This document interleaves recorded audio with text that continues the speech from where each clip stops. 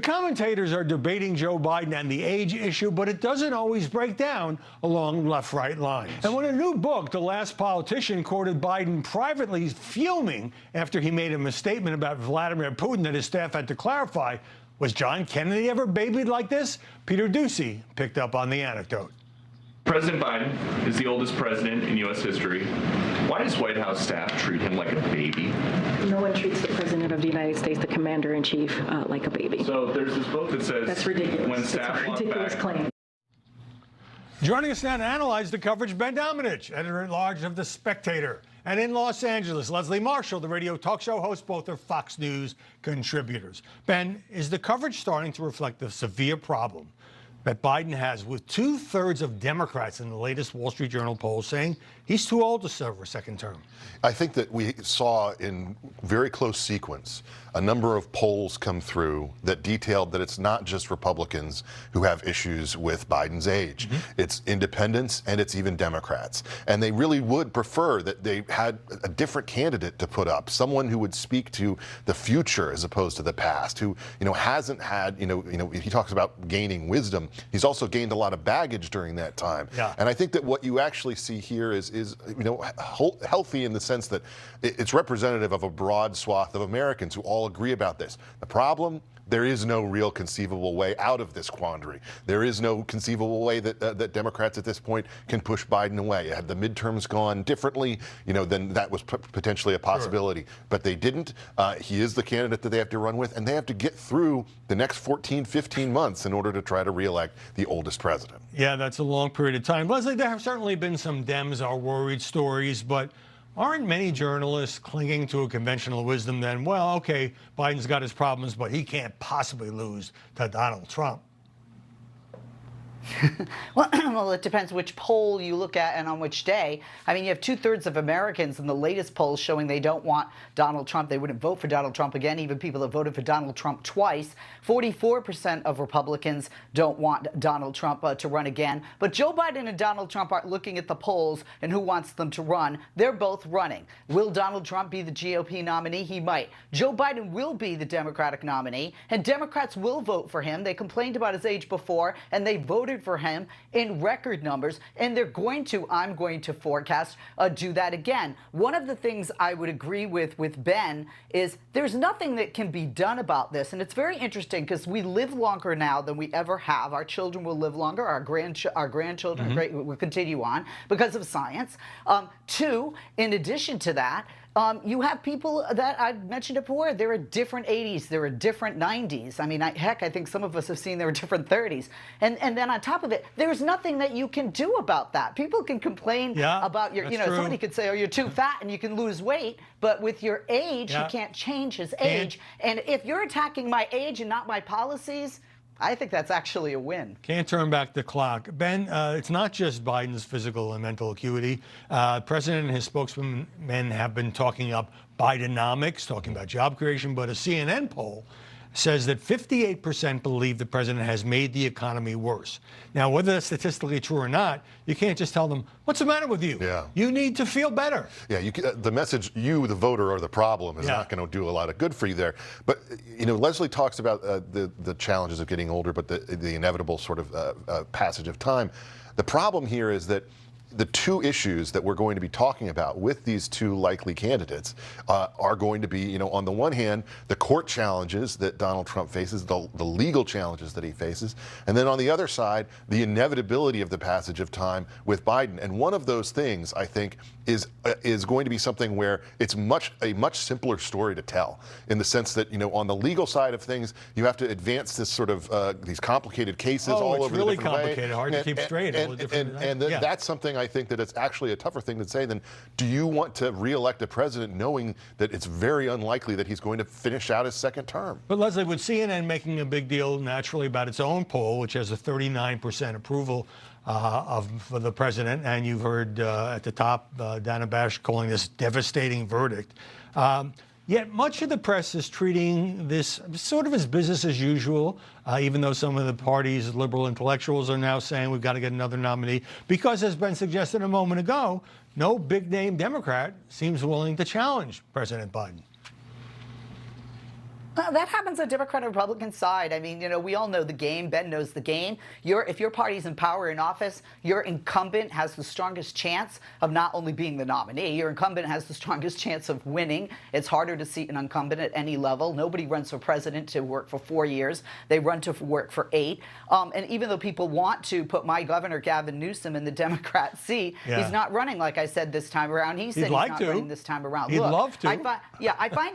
I find it very interesting, Howie. I find it very interesting that, I'm old enough to remember when there were huge concerns about Ronald Reagan and his age and his mental ability. And Republicans were like, no problem, no problem. Now they're singing a different tune. Nikki Haley says you got to increase the retirement age. I'm getting worried. Are we going to enter a Logan's Run society where they're putting us down at 30 years of age? I mean, like I said, shame on us. And with regard to the economy, that is honestly business as usual. People feel the numbers later than the success of the numbers that we're seeing in this economy. Leslie, I think you can relax at least for a few years.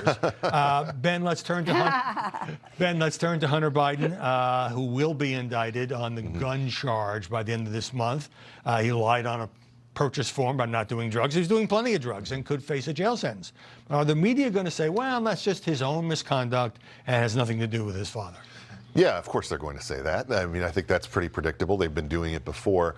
But look, the narrative around Hunter that I think people need to be aware of is it's not that he's someone who is necessarily a threat currently to the performance of the president in office or something like that, but it's all this stuff in the past. It's everything related to what he did while Joe Biden was vice president and coming out of that to use the family name to make money in ways that obviously Republicans on Capitol Hill are just spilling out in front of the American people on a regular basis. This is obviously going to be the case for an impeachment inquiry at this stage. Yeah. And so I think that we also need to factor in, and I don't know why people aren't talking about it more, there's a very high likelihood that when Joe Biden is running for re-election as the oldest president, he's also going to be running as another impeached president. Impeachment has gotten to such a low level of threshold within American politics that it just doesn't have the same meaning anymore. And just to quickly to Leslie's point about Logan's Run, I would just point out that former President Bill Clinton is younger than both of these candidates. Wow, so just keep that in mind. We're not doing Logan's Run quite yet. As you'll recall, Leslie, media conservatives eviscerated the Justice Department for naming U.S. Attorney in Delaware David Weiss as the special counsel, saying he basically protected Hunter during that plea bargain that fell apart. But now he is going to bring the gun charge. He may have no choice. The statute of limitations was approaching. But is there a comparability, or does it diffuse at least, between these 4 Trump trials, and that's leaving aside the civil suits, and the clear problems, legal problems that the president's son has? But of course, he's a presidential relative. He's not somebody in public office. Maybe it's because it's earlier here on the West Coast and I haven't had my coffee yet, but I wish both sides would shut up about indictments. And I say that because on the left, it's just like, it's seriously, it's almost like crack, for the left and for the right too. On the right, with Hunter, and on the left with Donald Trump. At the end of the day, the people that love and support Donald Trump don't care about the indictments. We've seen that they would help. With regard to Hunter Biden, he is not running. I'm going to put it out again. I don't think he's going to have any jail time. And he's not the first kid of a president that has used the family name to make money. Trump's kids have done it. Other people have done it in the past. And that using the family name necessarily isn't illegal. It's not going to hurt Joe Biden. It is not a kitchen table issue in any voter's mind on either side of the aisle. I say either side because there are Republicans of Trump's nominee that might be looking for a new candidate. Well, Ben, I've got about half a minute. I mean, it will hurt Joe Biden if we find out more about the extent to which the president, as vice president, was involved in his son's dealings, getting on phone calls and so forth. Leslie's perfectly correct to say that there are many people who've made money off of the family name and being related to a president or a vice president. What they did not do is directly affect American policy when it came to decisions that were made, in very key issues, related to foreign policy and the like, that were under Joe Biden's purview when he was vice president. I once covered Billy Carter, Jimmy's brother, and the embarrassing things that he got into. As the media keep playing up the tangle of legal developments surrounding Donald Trump, he addressed a crucial question with conservative radio host Hugh Hewitt about the classified documents case. Ben, of course, Donald Trump wants to testify and clear his name. That would be a huge story, but something tells me his lawyers are going to do everything in their power to block that. Hewitt is a friend, and I'm occasionally a guest on his program, and he's a lawyer himself, and he has to know in that instant, this is a bad idea. You should not be answering this question. Like, warning, klaxons going off. No, he absolutely should not have committed to that, I don't think, and I don't think that his lawyers will want him to take the stand, because I think it's just simply too unpredictable in terms of any direction that he could go and the questions that would be directed at him. Leslie, I am not a lawyer, but I've covered many, many trials, especially in the classified document case, where there's tape, where there's one Mar-a-Lago aide who is flipped. Subjecting yourself to cross-examination might be rather unwise. Oh, very unwise. But there's two reasons that a witness takes the stand. One is their lawyers think it will benefit their case, and two, they can't control their client, and their client demands it, and their client is writing the check that pays them to represent them. And I think I agree with Ben that the attorneys, and they will and they should do everything. We also have to remember, and I'm going to say this as respectfully as I can. Sometimes the truth and Donald Trump have a problem meeting the minds. You risk perjury, and certainly on cross-examination that would be difficult for any client, Donald Trump included. All right, we've all given our legal opinion now. Let me turn to the Georgia case with all those defendants, including Donald Trump, complicated case. The district attorney, Fulton County, Fani Willis, released a special grand jury report that recommended the indictment of 39 people, but didn't have the power to actually indict, including Lindsey Graham and former Senators Kelly Loeffler and David Perdue. Now, as well as some Trump lawyers. Let me play for you the reaction with reporters from Lindsey Graham. So Ben Willis chose not to charge them, and the media are all over this. But to be fair, how do you conclude they committed no crime that rose to the level where I'm going to bring an indictment, but you blacken their reputations anyway?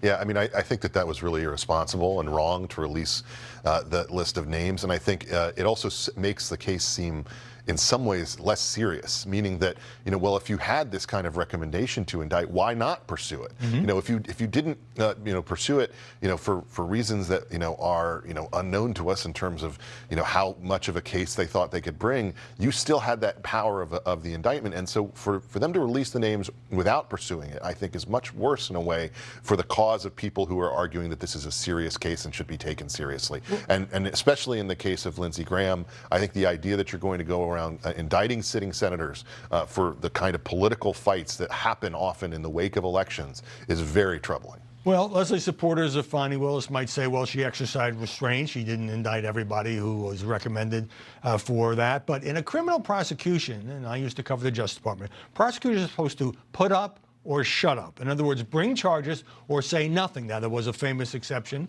when James Comey eviscerated Hillary Clinton but didn't charge her. But this feels like a late hit. I have to say, I think that just people in the general public who don't know the law, didn't go to law school for 5 minutes like me, when you have enough information and you have enough to bring a person before a grand jury, and that grand jury does indict, although people say you could indict a ham sandwich. I do agree with Ben that you should go forward. I also don't think that they should have been the ones to release the names. And when I say that, it's very sad. Nobody should release the names. But in this day and age, somebody would have. Maybe she was trying to be transparent and say, look, there were indictments here, but if so, then why haven't you indicted them? That's the information that you should be putting out if you're going to put out those names. But the names would have come out. It just shouldn't have come out from that office. Right. But this wasn't a case of leaks. I mean, she made this public announcement and put out the report. And the problem, it seems to me, is how do you defend yourself? I mean, go to trial. Nobody wants to do that. But at least you have a public forum to defend yourself. Now it's just like, if you can get any media attention, you can say, well, of course I did nothing wrong. I find it pretty troubling. Yeah, I think it's really troubling, and I also think, again, there's this feeling of a lot of messiness around these legal cases. Some of them are more clear-cut than others related to Trump, but this is one more thing that I think people who advocate for him are going to throw out there. Look, they were willing to indict everybody. They were willing to go after everybody, and it only continues to further his argument that, this isn't actually about me. This is about anybody who's a Republican. That's why you need to be for me. Right. They're willing to indict not just a ham sandwich, but a turkey sandwich, egg salad sandwich, and 3 current and former senators, which I just think again, raises some really serious questions. And I think there's a little bit of a consensus here that that should not have been done. Leslie Marshall, Ben Domenech, thanks very much for stopping by this Sunday.